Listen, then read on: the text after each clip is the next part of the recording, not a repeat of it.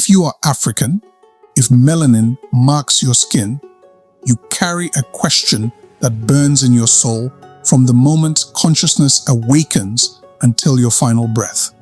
Where does this hatred come from? This is not paranoia.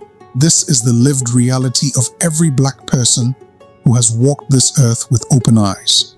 From Paris to Sao Paulo, Johannesburg to Chicago, Delhi to Beijing, the Black person is marked, not by God, not by nature, but by a system so ancient and pervasive it appears almost natural. But it is not. The contempt of the West, the violence of the Arab world, the mockery in Russia, the Habshi slurs in India, the Black Devil exclusions in China, the Blanqueamiento erasure in Latin America.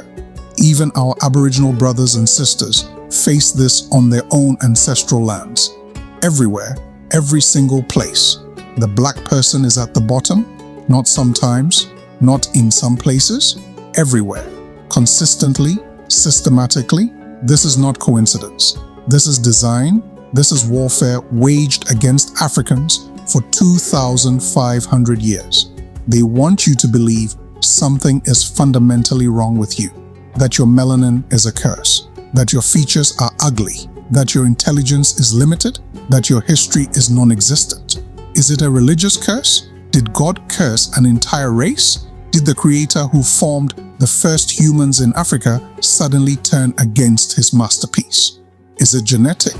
Are we biologically inferior? Is melanin, that powerful substance, marking us as humanity's original template, somehow a defect? No, these are lies. Carefully constructed, deliberately propagated lies repeated across centuries until they calcified into apparent truth. But repetition does not make falsehood true. Anti-Black racism has a birth date. It has authors. It has a purpose. For thousands of years, when Kemet's pyramids pierced the heavens and Mahat's wisdom governed the greatest civilization Earth has known, there was no global anti-Black racism. Why? Because Black people ruled the world. African civilization was the light illuminating humanity's path from barbarism to enlightenment.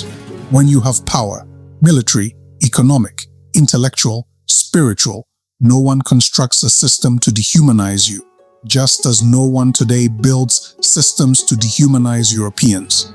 Power protects. Weakness invites predation. But when that power waned, when African empires entered twilight, when the guardians of Ma'at could no longer project force, that is when the architects of hatred went to work. That is when scribes wrote the words that would curse us for millennia.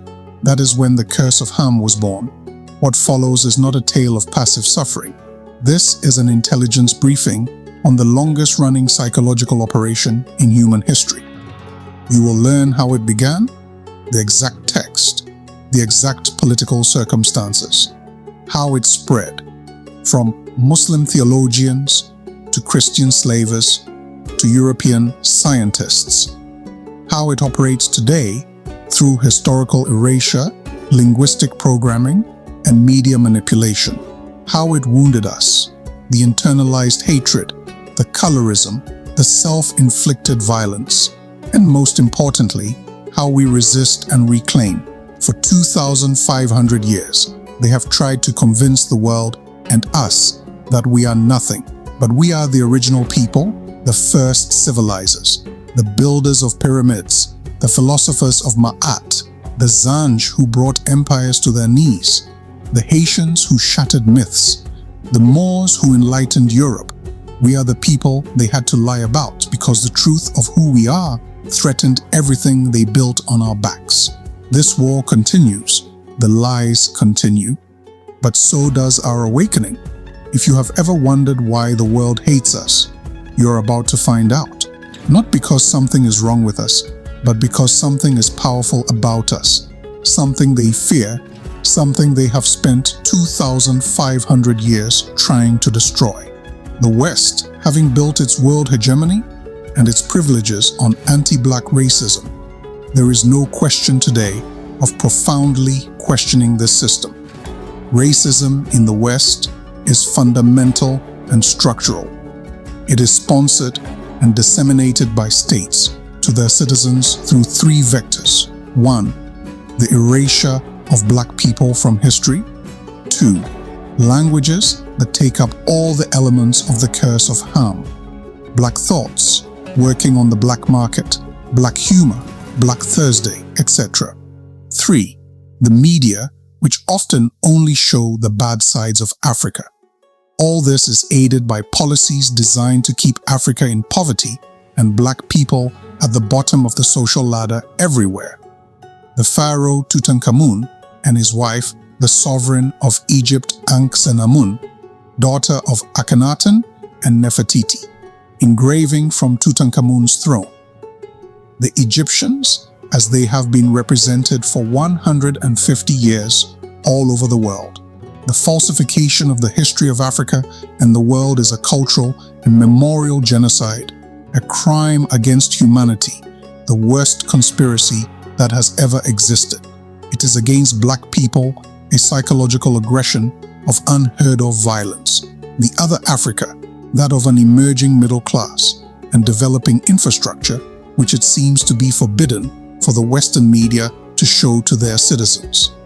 They prefer to make them believe that all black people are starving, too unintelligent to develop, and live in huts in the midst of tribal wars. All this is done to reinforce the myth of black inferiority and white superiority. This is how black people, once considered the divine civilizers of the world, became the pariahs of humanity. Colonial thought has completely redefined what Africa is. Black people think they have no history and are less intelligent. The religions they embrace and the European languages they speak teach them that they are ugly, bad, etc. The best way to get out of this situation is therefore to whiten oneself in one way or another. Hence these terrible words of Frantz Fanon, "For the black man, there is only one destiny, and it is white." Fanon's psychiatric and philosophical work, particularly Black Skin, White Masks, provides a profound diagnosis of the psychological trauma inflicted by colonialism. He describes the process of alienation, where the colonized person, in a desperate attempt to escape the crushing weight of their perceived inferiority, adopts the culture, language, and values of the colonizer, the white mask. This leads to a profound self-hatred and a rejection of one's own identity. This internalized racism manifests in several devastating ways, a direct legacy of the slave plantation hierarchy. Colorism is the prejudice that favors lighter skin tones over darker ones within the black community itself. This has fueled a multi-billion-dollar skin bleaching industry, where individuals use dangerous chemicals to lighten their skin and a pervasive desire for straighter hair and other Eurocentric features, all in pursuit of an unattainable white ideal of beauty. The devaluation of black life leads to its tragic conclusion, black-on-black violence. When a group is taught to hate itself, that hatred is inevitably turned inward.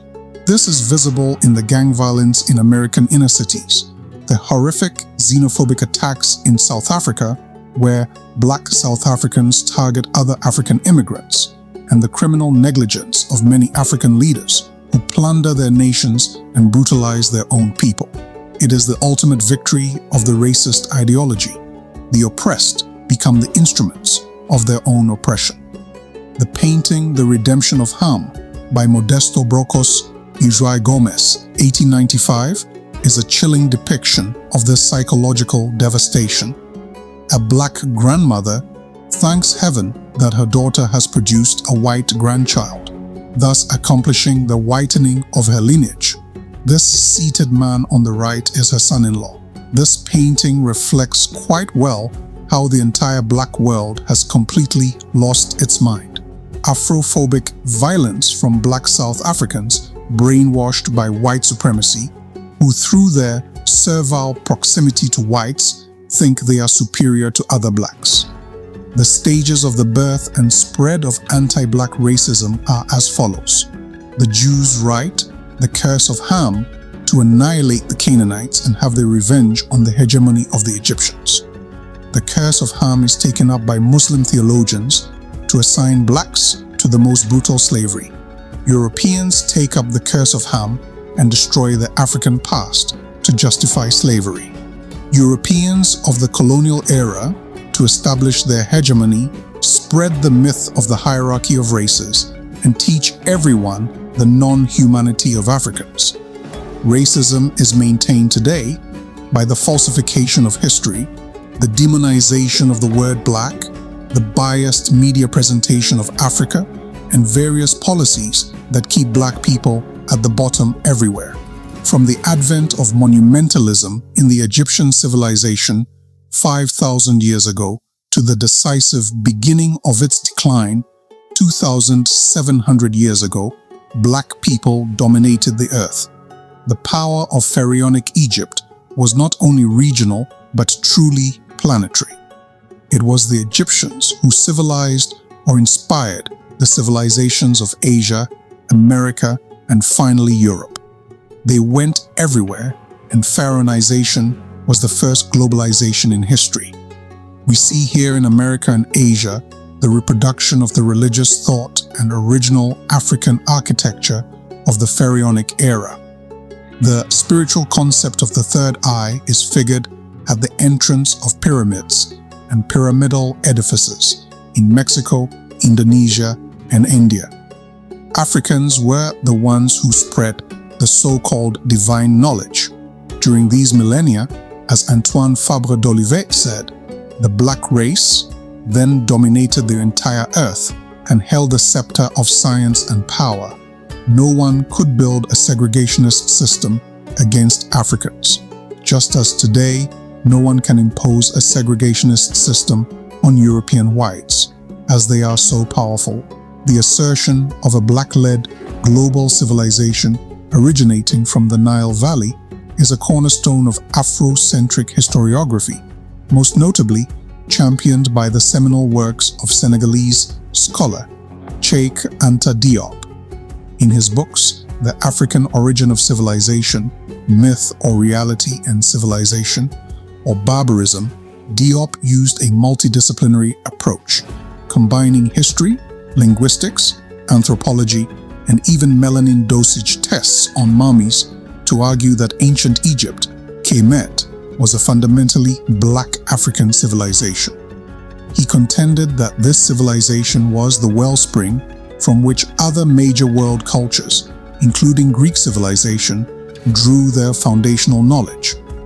As Theophile Obenga, a disciple of Diop, has extensively documented the philosophical and scientific concepts of Kemet, rooted in the overarching principle of Ma'at, truth, justice, harmony, were profoundly influential. This principle, which promoted a pacifist and non-slaving societal structure, stands in stark contrast to the systems of exploitation that would later arise. The power of Kemet and other African empires provided a shield against systemic discrimination for millennia. Warrior pharaohs such as Ahmose I, Thutmose III, and Ramesses II projected African power, securing its borders and influence. This long era of African dominance explains why the foundational texts of racism were only written and disseminated as Egypt began its decline, creating a power vacuum and an opportunity for resentful subordinate groups to rewrite history in their favor. The biblical book of Genesis, chapter 9, verses 18 to 19. The sons of Noah who came out of the ark were Shem, Ham, and Japheth. Ham was the father of Canaan. These were the three sons of Noah, and from them came the people who were scattered over the whole earth. Genesis chapter 9, verses 20 to 27. Noah, a man of the soil, proceeded to plant a vineyard. When he drank some of its wine, he became drunk and lay uncovered inside his tent. Ham, the father of Canaan, saw his father naked and told his two brothers outside. But Shem and Japheth took a garment and laid it across their shoulders. Then they walked in backward and covered their father's naked body. Their faces were turned the other way, so that they would not see their father naked. When Noah awoke from his wine and found out what his youngest son had done to him, he said, "Cursed be Canaan, the lowest of slaves will he be to his brothers." He also said, "Praise be to the Lord, the God of Shem. May Canaan be the slave of Shem. May God extend Japheth's territory. May Japheth live in the tents of Shem, and may Canaan be his slave." This biblical passage from Judaism is the foundation of anti-black racism. It first describes the great nations on earth: Ham, blacks; Shem, Semites; and Japheth, Indo-Europeans, all sons of Noah. Ham sees his father Noah's nakedness, and Canaan, Ham's son, is cursed for Ham's supposed fault. Ham designates black people. This word comes from Kam or Kem, which means black in Egyptian, and designated the pharaonic people. The sons of Ham are Canaan, Near East; Mizraim, Egypt; Cush, Sudan; and Punt, African Great Lakes. Knowing that the story of Noah's drunkenness and the curse of Ham through Canaan is a myth, one wonders, why was this myth written? Well, because the original Jews of 2,500 years ago were trying to get out of an unfavorable situation. They were a Semitic people who arrived in the Near East on a land historically belonging to the black Canaanites, Phoenicians. The entire region was also part of the Egyptian Empire. The creation of this myth was a strategic act of geopolitical propaganda, as detailed by the historian David M. Goldenberg in his exhaustive study, The Curse of Ham, Race and Slavery in Early Judaism, Christianity and Islam. The original curse was directed at Canaan, not Ham, and was intended to provide a divine justification for the Israelite conquest of the land of Canaan. The Proto-Hebrews, for centuries, a people without significant territory, harbored ambitions to seize the land of the Canaanites. To do this, they needed to invent a divine curse that condemned the Canaanites to slavery. The Bible, in this context, acts partly as a war manual for the Hebrews, a fact confirmed by the book of Joshua, where the Jewish God Yahweh guides the children of Israel in the extermination of the Canaanites and the seizure of their property. Furthermore, with Egypt in decline, the Hebrews settled scores with this former dominant power by inventing the myth of the Exodus, the curse of the Pharaoh, and the plagues of Egypt. Therefore, it is actually the Canaanites and the Egyptians, two black nations that had for centuries thwarted the plans of the initially foreign Hebrews, who are the target here, hence the curse of Ham. The birth of Judaism, with the writing of the Bible and many of its developed themes, such as the power of Solomon, who was in fact only a small camp chief, is explained by the situation of the Hebrews at the time in their absolute need for greatness, a greatness that had to be presented as an indisputable will of God. God never cursed black people. It is because black people were obstacles to the geopolitical ambitions of the Hebrews that they invented the curse of Ham. This curse began its diffusion by entering Christianity, newly consecrated by the Romans and created in part from Judaism. However, in its early days, Christianity did not particularly advertise the curse of Ham. The Roman Empire, while it very violently suppressed African spirituality around the Mediterranean, did not have a discriminatory attitude towards its many black citizens. Jewish theorists, for their part, continue to develop this theme of the curse, additionally associating black people with ugliness and sexual depravity. Thus, in the 5th century, in the Midrash Rabbah, page 293, we have Noah saying to Ham, "You have made me incapable of doing things in the darkest of night, so your posterity, that is, your descendants, will be ugly and black-skinned.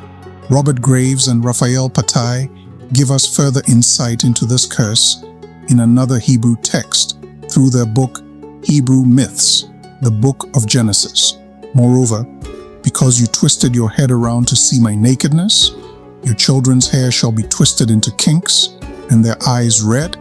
Again, because your lips jested at my misfortune, yours shall swell, and because you neglected my nakedness, they shall go naked, and their male members shall be shamefully elongated.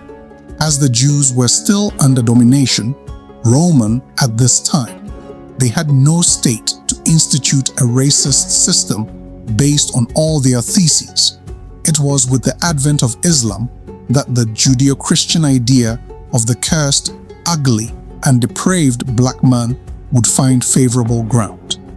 When Islam was born in the 7th century, there were Jewish tribes in Arabia, and the territory, partially colonized by the Romans, also knew Christianity.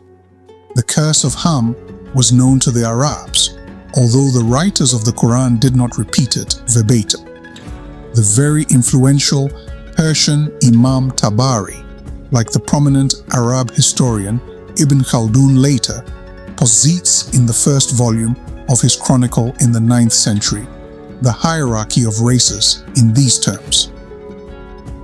The three sons that Noah left were, the first, Shem, from whose race came the Arabs, the prophets, and the good people; the second, Ham, from whom came the Negroes and the Ethiopians who produced unfaithful descendants. Now, the children of Ham became black because the father approached his wife in the ark, despite Noah's prohibition, who cursed him, and the Most High God changed to black the seed, sperm of his loins. It has often been argued that the initial Arabs were not racist because they enslaved all peoples, except that among the slaves, black people were already seen in those times as the lowest of all. The Arab-Muslim slave trade, also known as the Trans-Saharan or Indian Ocean slave trade, was one of the longest and most brutal in human history, predating the Atlantic trade by centuries and continuing long after its official abolition. While not exclusively targeting Africans, a distinct racial hierarchy was firmly in place. Researcher Mark Perry notes, there was, in the Arab-Muslim world, a hierarchy among slaves, parallel to and reflecting the hierarchy in free society. European slaves were taken as concubines and even wives. Sub-Saharan African women were assigned to the most menial domestic work, and Sub-Saharan African men were also assigned to the harshest labor. This system was codified by influential thinkers. Ibn Khaldun, often celebrated as a father of sociology, wrote in his Muqaddimah, the Negro nations are, as a rule, submissive to slavery, because Negroes have little that is essentially human and possess attributes that are quite similar to those of dumb animals. This particular mistreatment of blacks by the Arabs was the cause of the Zanj rebellion. These Africans, raided from East Africa, revolted in the 9th century against their enslavement. The Zanj rebellion was the most violent revolt in the history of slavery, even more deadly than the Haitian Revolution.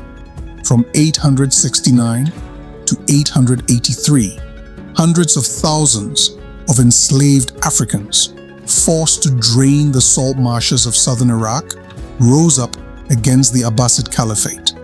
Led by Ali ibn Muhammad, the revolt established its own state and shook the foundations of the empire for 14 years, with some estimates placing the death toll as high as 2 million people. This monumental act of resistance is a powerful testament to the African spirit of freedom against a deeply racialized system of bondage. Iconographies associating black people with the devil began to appear in Christian Europe in the Middle Ages. However, this religious vision seems to have had a negligible impact here as well. The Moors, those black Berbers of Maghrebi origin, who with the Arabs ruled Spain and re-civilized Europe, were not particularly insulted for their color. European texts of the time show hatred because they were Muslims and astonishment at their very black skin. Hence the writings, incredible people, blacker than the blackest ink, black as molten pitch. It was just a surprise at something that the generations of the time were seeing for the first time. The 781-year Moorish presence in the Iberian Peninsula, 711 to 1492, represents a critical chapter of African influence in Europe. The Moors introduced vast knowledge in mathematics, astronomy, agriculture, medicine, and architecture, sparking the European Renaissance. Their libraries, such as the one in Cordoba, were centers of learning that attracted scholars from all over Europe. This period of black intellectual and cultural leadership in Europe is a historical fact that was deliberately obscured once the ideology of white supremacy took hold. The establishment of anti-black racism in the West truly begins when Europeans start to conquer the world. After overthrowing the Moors and Arabs in Europe, Europeans arrive in Africa in the Gulf of Guinea in the 15th century. From the beginning, inspired by the Arabs, the curse of Ham is used to justify slavery. The question here is, did the Europeans find inferior people? The answer is no. Africa, at that time, was probably the richest continent on earth and was covered with sophisticated empires like the Mali Empire, the Songhai Empire, and the Kingdom of Congo, possessing immense wealth and complex political structures. Furthermore, the Portuguese who landed on our lands had lived with the Moors who had civilized them. There was nothing in Europe or in Africa that gave them the image of intellectually inferior blacks. The myth of the inferior black is a total construction. But if the blacks south of the Sahara were rich, their pacifist attitude by virtue of Ma'at meant they did not have sufficient military defense. Little exposed to the warlike northern world, unlike their Egyptian ancestors, making weapons of mass destruction was not a necessity for them. That is why they were militarily defeated by the slavers. Thus, by their position not far from America and their inability to defend themselves, black people were designated as those who would go to work by force to develop the newly conquered lands of America and to finance, through their enslavement, the birth of modern Western civilization. The problem was that the slave trade was an enterprise of dehumanization of black people before the eyes of the world. The West, therefore, to justify this unspeakable activity, had to prove to everyone that black people were not human beings, and that it was thus doing nothing wrong. This is the true birth of anti-black racism in the West. Sheikh Anta Diop states, Negro becomes synonymous with a primitive being, inferior, endowed with a pre-logical mentality.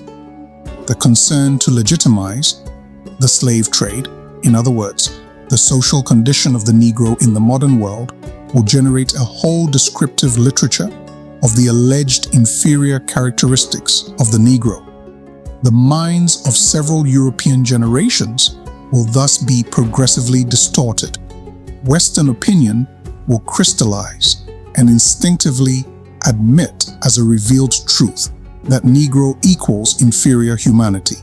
From now on, capitalism is at ease. It will be able to carry out the most ferocious exploitations under the cover of moral pretexts.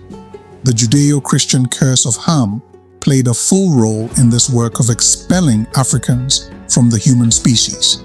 Its propagation to the European masses is said to have begun in Holland in the 17th century. Thus, Montesquieu, a European intellectual of the Renaissance, would say, "It is impossible for us to suppose these creatures to be men, because allowing them to be men, a suspicion would follow that we ourselves are not Christians." Was it at this time that black became synonymous with everything bad, dirty, and unhappy in European languages? We do not know, but this linguistic component is a major pillar of anti-black racism.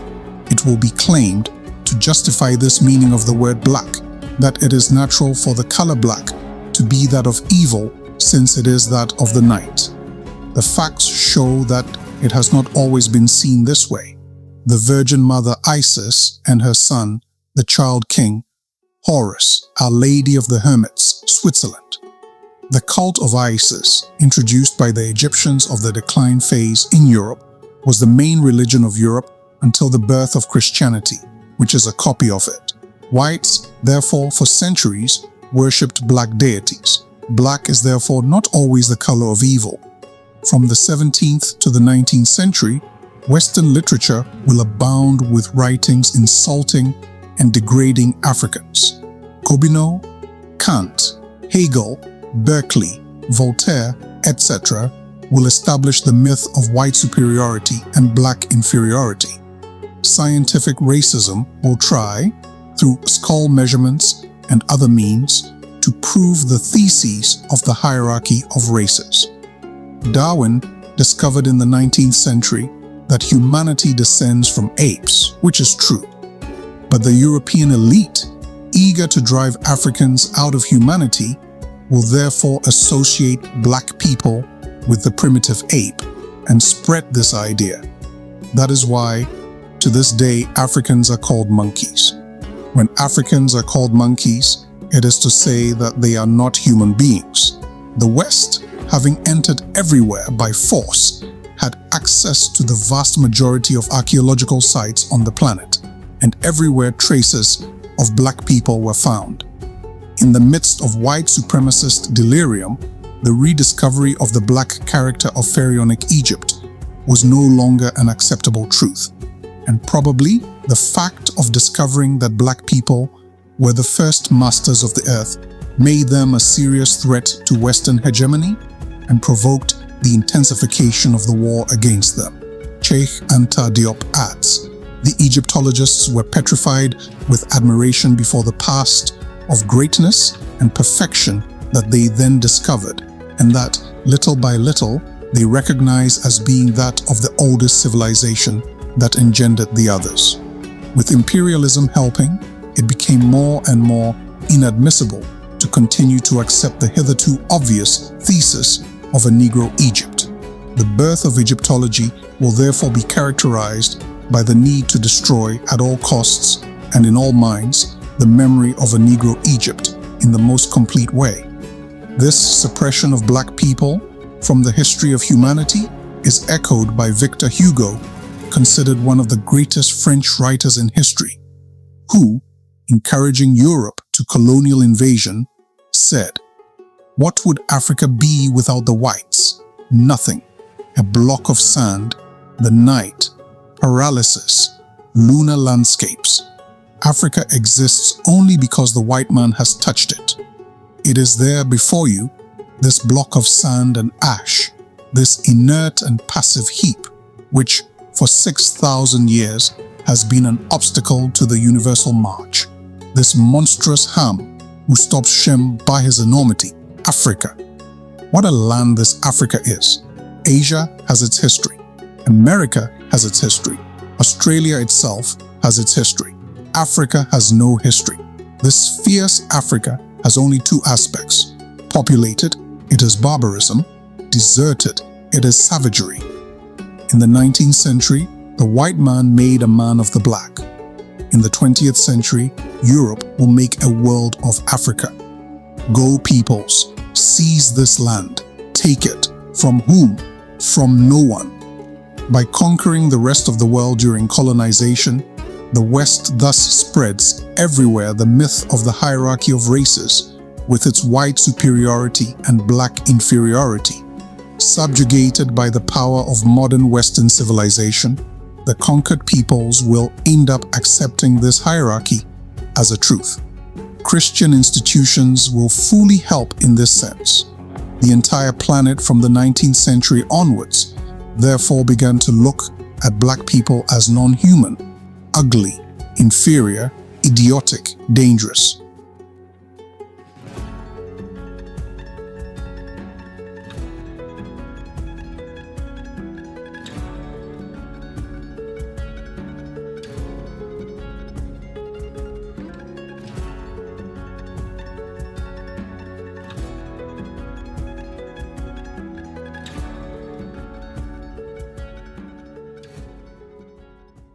Until the lions have their own historians, the history of the hunt will always glorify the hunter.